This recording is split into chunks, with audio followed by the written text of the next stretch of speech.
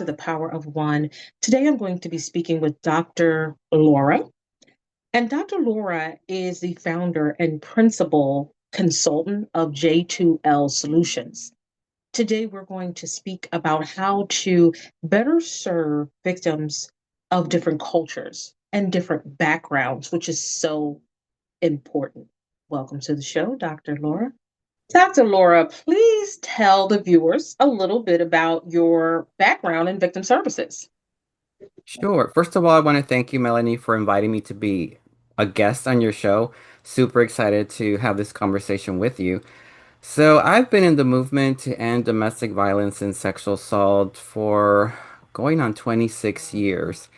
And within that experience, I've had the opportunity to work as a advocate on the front lines. I'm originally from Texas, specifically Brownsville, Texas. And so for your viewers who are not familiar with the geography of Texas, it is the southernmost tip of the state, so way down south.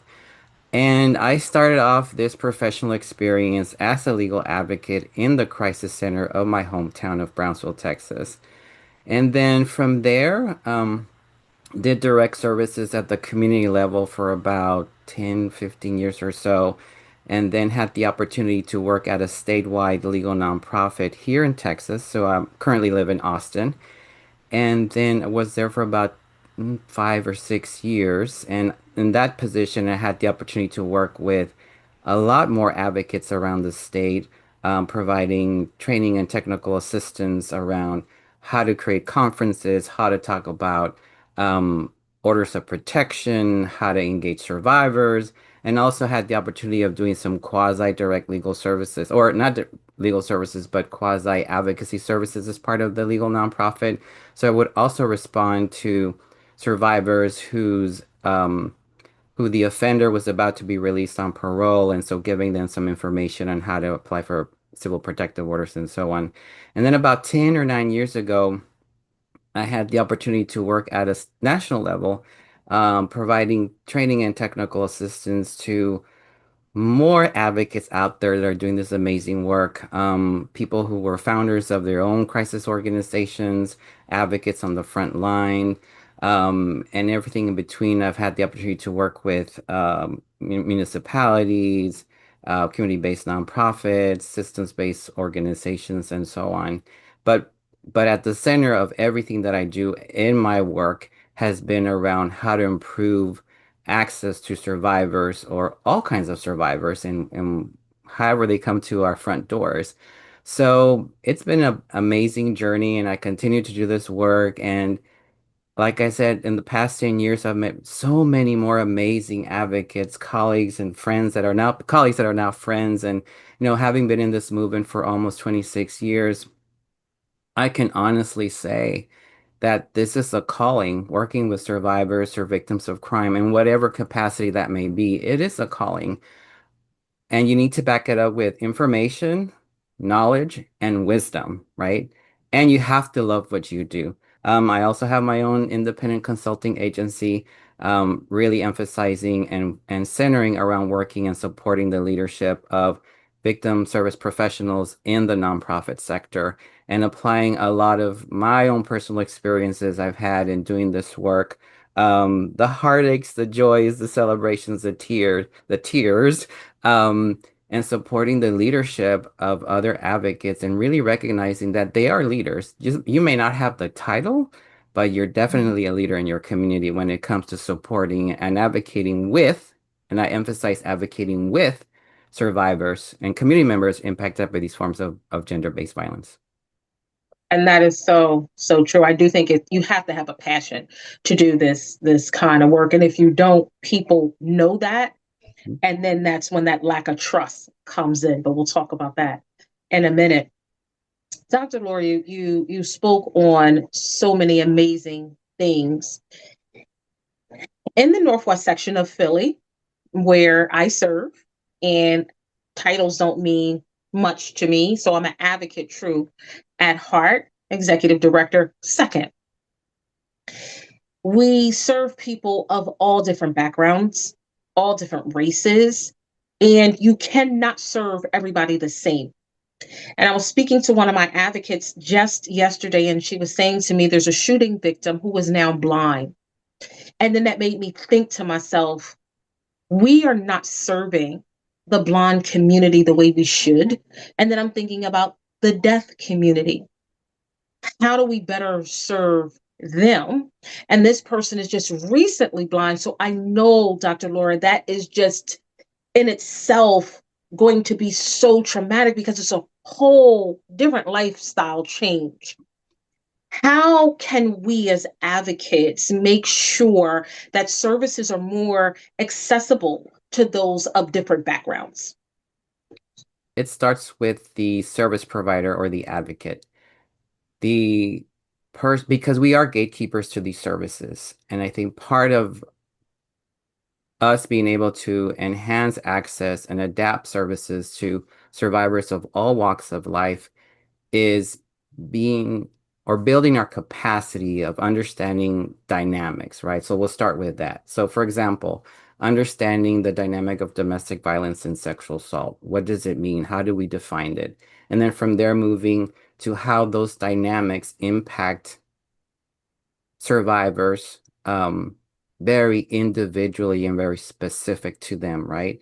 Because it's all connected to their lived experience, the social networks that they're connected, and so on. And then beyond that, to your specific question, is also understanding and having our capacity as service providers to how do we adapt to the circumstance of this person, like the example that you gave. This person's life has been altered. Now they're going to physically have to change perhaps their home, have to learn a different way of navigating spaces, shopping, um, driving, getting to places, right? Their place of employment, having accommodations to that effect. And so I think it starts with the service provider and knowing what we're doing and how we're doing it and why we're doing it. And then beyond that, I think as organizations, as CEOs, as managers, as supervisors, it is our responsibility to provide those tools to the people that are working in these crisis centers, in these organizations, in these agencies. And what I mean by that, I mean, regardless of whether you're an advocate or you're in law enforcement or you're a victim witness coordinator in a prosecutor's office or within the court system, it is our responsibility to provide the tools to the people that are providing the services, but within the scope of their role, but also how to use those tools, and then also how to improve on using those tools because things change. Laws change, laws become more improved around protecting the rights of victims of crime. They get more clarification and so on. So there's so much learning that has to be done, but then also how do we practice it? And is it in a practice that connects to the people trying to access the services that we provide? And I will often tell people when I do training, specifically on how do we respond as service providers, as victim advocates, or whatever role you may have, is really looking at or realizing how the person in front of us is looking at us. Mm, And I think that's part of the conversation we often don't acknowledge, right? mhm, Um, because often when we go to trainings or capacity building around certain issues on how we can best support and advocate with survivors, is the focus is always on, or at least in my understanding, is what the survivor needs to do to access our services. And even by saying that feels wrong. It's not our mhm. services, it is the services we're providing to community and sharing within those services, right? Um, and so let's put the scrutiny a little bit on the service provider and really asking ourselves, well, how are we being seen? How is community seeing us as being responsive and not just reactive, but really being responsive to the needs of different community members and survivors, victims, whatever term you may use in your field of practice? So I think starts with us and then building relationship and communication with the person or persons that are in front of us, right? Um, and it doesn't mean that you're not being professional or not respecting boundaries or following whatever boundaries that are set or ethical practices that are set before you and whatever field of practice that you're in. Because I know I identify as a victim service professional, and I know I have a code of ethics I need to follow, but it still doesn't prevent me from really, or I don't want to use the word really, but how do I communicate? How do I learn the style of communication the person in front of me is using? Um, because it all comes to as well as communication. So we also have to understand how people communicate. And sometimes we also know, and this is based on research and based on practice and what have you, is that people who've been impacted by these forms of violence, in this case, domestic violence or sexual assault, dating violence, stalking, and so on, the way they're communicating with us is from a very protective way, Hmm. right? And so they might share certain things with us, maybe drop a little bit of pebbles in the pond to see how it ripples out and see how we react to the conversation, right? And it's not because they're being distrustful, it's just because they're protecting themselves and they want to make sure that the person that they're asking help from really is going to help them in whatever they need. Now, within that conversation, there's complexities, there's dynamics, there's human imperfection, right? Hmm. And we have to acknowledge that's in front of us and and around us. And again, I go back to us. I put the spotlight on us as service providers because we're not exempt from that possibility, right? And in my own experience, I've made mistakes. I often have to wonder if the survivor that came to the crisis center and I happened to respond to them and answer their questions and they never came back, was it something that I failed to acknowledge, to recognize, or to see who they are and what they're and how they're representing themselves and what they're asking of me and what's really more important to them? And so that stays with me. And so now when I do trainings with people, like this has to be part of our conversation because we're also at the potential of being victims of crime. Anyone here, right? Hmm. And so I want to make sure that if someone in my family is impacted by these forms of violence, that I have the assurance that if they access help from whomever, whether it's at an advocacy center or law enforcement or prosecutor's office or whomever, that they will be welcome into the space, they will be listened to, services and information will be provided and also clarified. And also part of that conversation is the collaboration among the service providers. Are we collaborating within the community? Um, because let me tell you, as amazing as we are in our own organizations and the many programs that we have and we've created and built over the decades, the success, and I'm using this term loosely, of advocating and supporting a survivor is really dependent on the stakeholders in the community, on the other service providers in those communities, right? And if I have a good relationship with the prosecutor's office or the victim witness coordinator at law enforcement or the detectives there that manage or handle all the sexual assault cases or the domestic violence cases,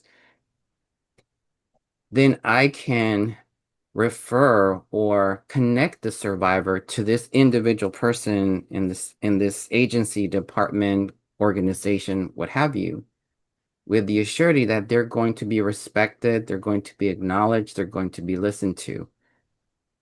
And with the understanding that if something goes wrong, that both of us in this network of support we're going to respond to in my capacity. Now, having said that, I don't expect law enforcement to be the advocate. That's my role. Right. But Hmm. like I've learned, and this comes from everything I've learned has been from what I like to call the founding mothers in this movement, because I was raised by some amazing advocates, right? And they pulled my ears and called me in when I need to be called in. But that's part of their learning process. But it doesn't work unless we collaborate with each other. So for example, if a survivor comes into the crisis center and they have an injury, well, I can't help them. I have to now accompany the survivor to the emergency room. And hopefully, we've built relationships with the medical social workers, the SANE nurses, whomever's on that side of the Mhm. conversation. So when we call, said, "Oh, it's Jose Juan or whomever," they're cool.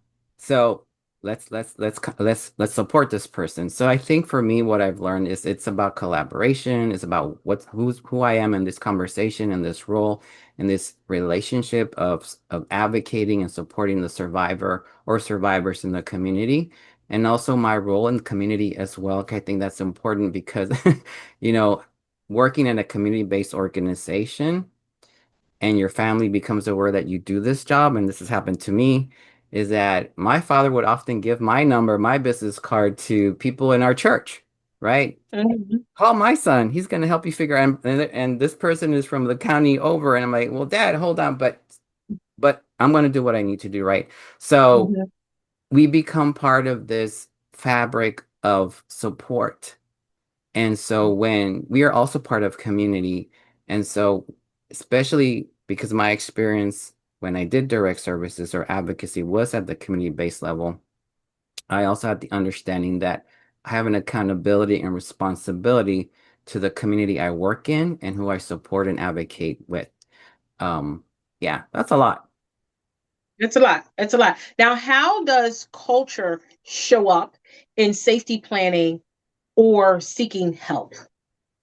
Yeah, that's a good question. I think a lot of times we forget the small things in the conversation because lived experiences and culture and so on. And just depends how you define culture. And the way I define culture is lived experiences, how and the type of systems or community that the person is connected to. So we start with family, children, loved ones, and so on, and then we grow from there.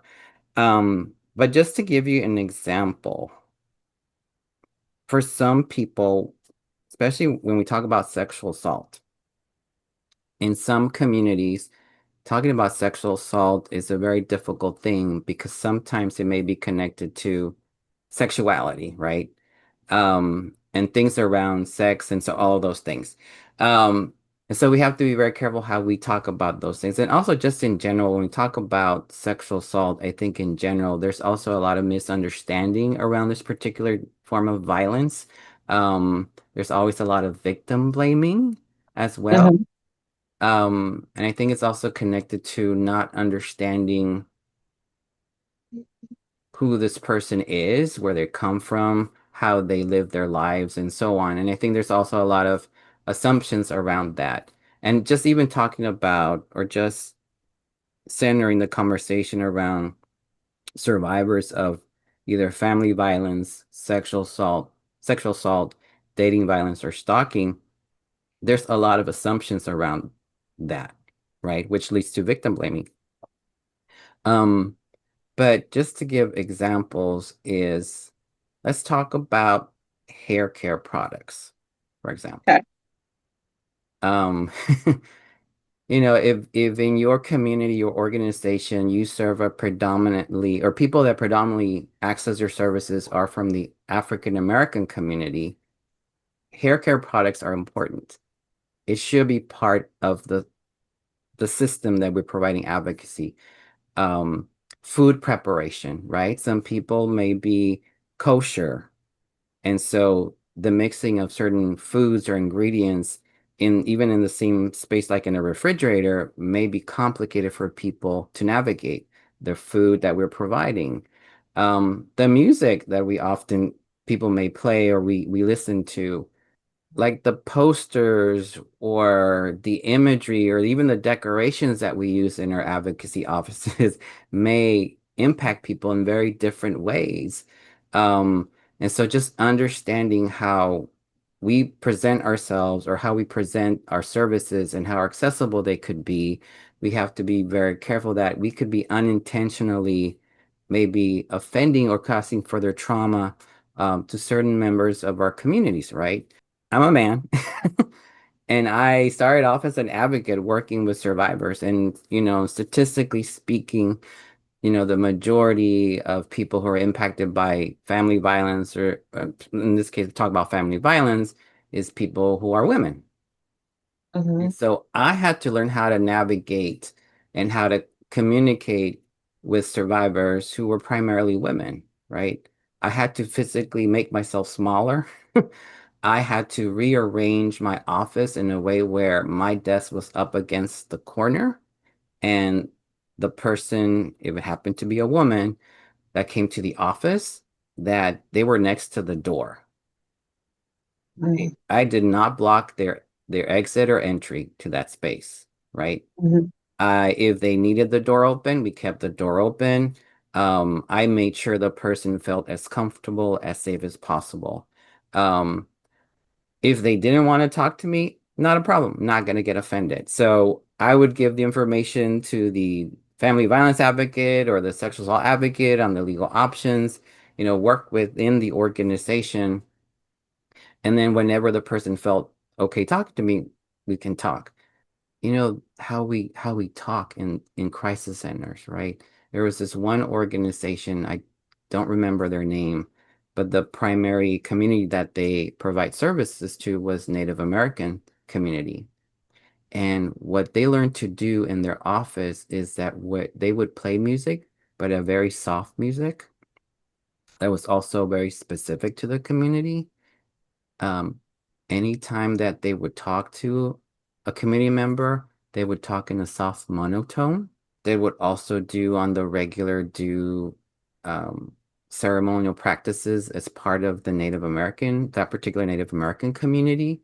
And so they actually created an environment, a physical space where the survivor saw themselves in that space. That there was a lot of these cues around their lived experience, around the communities that they belong to, um, that they felt comfortable enough to share some of the most traumatic experiences in their lives.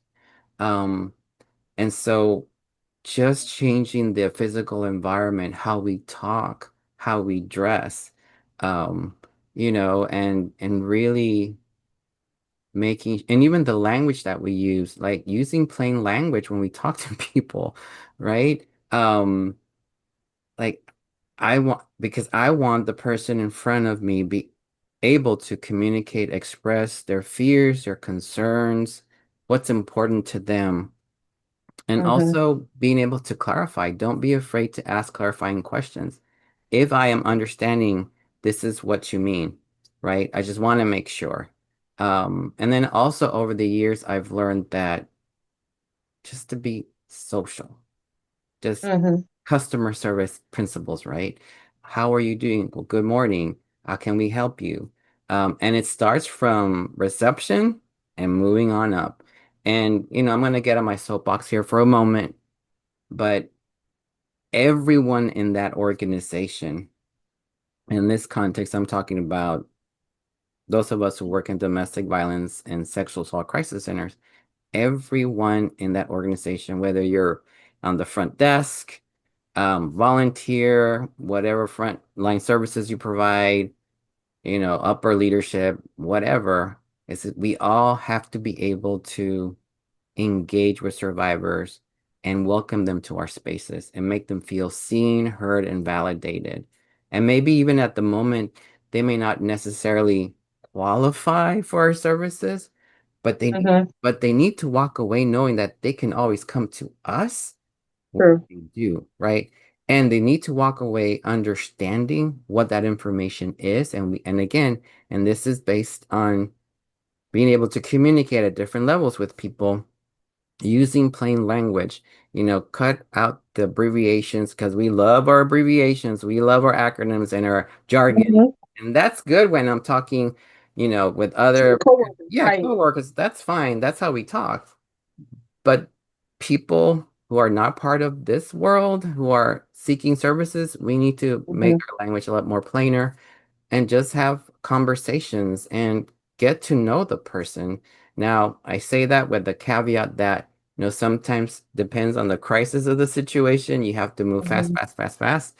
But even within that space, you're still getting to know the person and they're getting to know you. Again, going back to the service provider, they're getting to know us, right? Mhm. And if I have if I do a look or something, I also have to learn how to not react with my face because some of us do, Right. I don't think I have a very good poker face and I would lose. But having said that, I mean, I had to learn not to react. Like, this is part of the work, right? Mhm. And even when we think we have good poker face, we may not, Right. because maybe our other body language may be maybe not so much aligned with, we think, well, we're not reacting. But that also comes through years of experience. That comes through years of surrounding yourself with mentors that are going to be honest with us and tell us, hey, Mhm. Jose Juan, I don't think I think you said something that might have offended this person, and let's talk about it. And I'm the first to get defensive, I'll admit that. But I've also Right. heard that, if I am surrounded by people that believe in this work and are called to this work, that they really have the best for me so that I won't Mhm. hurt people, that I won't cause Right. trauma, that this person will start to trust that the survivor will allow me, and I use the word allow me to Mhm. earn their trust, and that earning that trust is on a continuum, and it's not a one and done, right? So every time this person comes back, I'm constantly working on earning that trust. And I think the same principle applies when we are collaborating with other service providers as well. Um, Mhm. and showing up for those people, right? And again, just offering, how can I help? I am the advocate. Let me help you as the advocate, and this is what I can do. Um, and I always tell people, tell me what you can do. I can read Right. your website, I can read your brochure, and that tells me Mhm. Mhm. but tell me what you just can't do so I can fill in those gaps, right? And that's how we collaborate with each other and just leave the ego aside a little bit. Um, Mhm. because at the end of the day, who's important is the community members that have Right. been impacted by these forms of violence. And again, that's connected to um, who the person is, where they come from, and also Mhm. understanding. Earlier, I mentioned that I'm also part of the community, so working in a community-based organization, that I'm also part of that community and understanding that this person may not feel safe with me sharing their experience of trauma because I am part of a community. And in Right. smaller communities, you know, people may say stuff and whatever, right? So that's why we train advocates on confidentiality and privilege. Mhm. And we spend so much time and effort around these issues because within smaller communities, particularly communities, what I call pocket communities, and in this case, when we talk about people who've been impacted by these forms of violence, they're part of a smaller community, right? Hope that makes sense. And so within that comes a lot of concern and care to make sure that, that when they come to us, like, I'm not gonna tell nobody. This is nobody's business but yours. And this is Right. how we safeguard that process. Um, and so yeah, so all these things that come into mind. So when we talk about just how do we enhance access to survivors, Mhm. all kinds of survivors, is again, starting with the service provider, what is my understanding of the dynamics, how the dynamics impact people individually and perhaps at a collective point of view? Okay. Um, Yep. and then moving forward from there. Okay. Well, I want to thank you so much. That was great information for all advocates. Thank you so much for joining me today. Thank you, Melanie. And again, thank you so much for inviting me to be a guest in your show. Thank you. Thank you so much for joining me today. It is important to understand that all victims are different.